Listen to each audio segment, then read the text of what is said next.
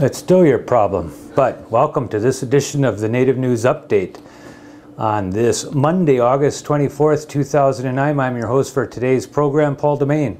Many of the stories viewed here can also be found at our website at IndianCountryNews.com.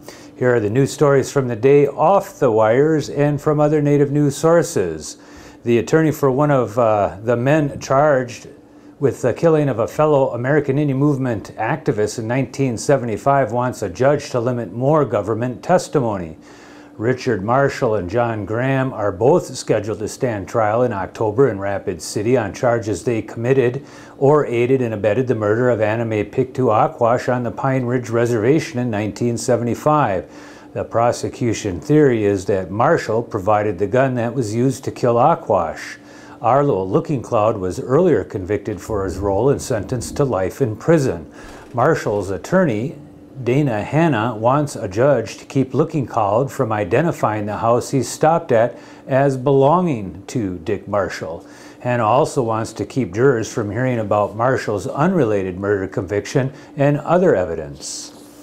The lawyer for a northern Arapaho man who killed a bald eagle for use in his tribe's Sundance 4 years ago says he's working with federal prosecutors to resolve the case ahead of a scheduled October trial date. Winslow Friday has acknowledged that he shot and killed a bald eagle without a permit on the Wind River Reservation in central Wyoming in March of 2005.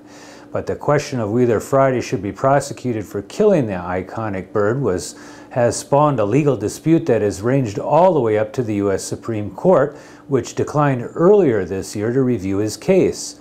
Friday, now in his mid-20s, could possibly face up to a year in jail and a $100,000 fine if convicted. He's scheduled to go to trial October 5th before U.S. District Judge Alan Johnson in Cheyenne, Wyoming. Jim Barrett, an assistant federal public defender representing Friday, Barrett said he's negotiating with federal prosecutors to reach a disposition of the case, possibly including transferring the case to another court. A new high school was dedicated last week on the Blackfeet Reservation in northwest Montana. Browning High School will be able to handle more than 700 students, has floor tiles patterned in traditional symbols and views of the Rocky Mountain front. A few classrooms also have views of sacred Blackfeet landmark, Chief Mountain.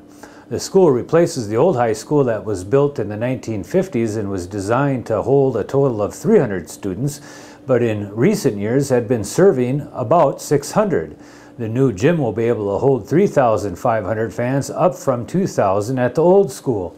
The district in 1998 started saving 15% of its federal impact aid from money it received annually, eventually accumulating of about $10 million. The Lower Brew Sioux tribe has banned alcohol sales on the impoverished central South Dakota reservation, a move critics says will kill the Golden Buffalo Resort and Casino.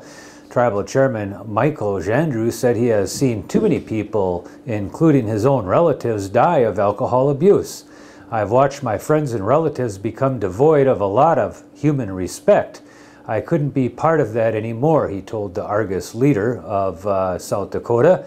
The ban was in effect the entire month of June, and the Golden Buffalo recorded a $108,000 reduction in play and lost the $10,000 in bar sales it had the previous June. July numbers also included the loss of bar business and a $76,000 drop in casino play from last year. The ban took effect in May of this year. The Turtle Mountain Band of Chippewa and its members at Belcourt, North Dakota are preparing to celebrate the first International Métis Fest at the International Peace Garden.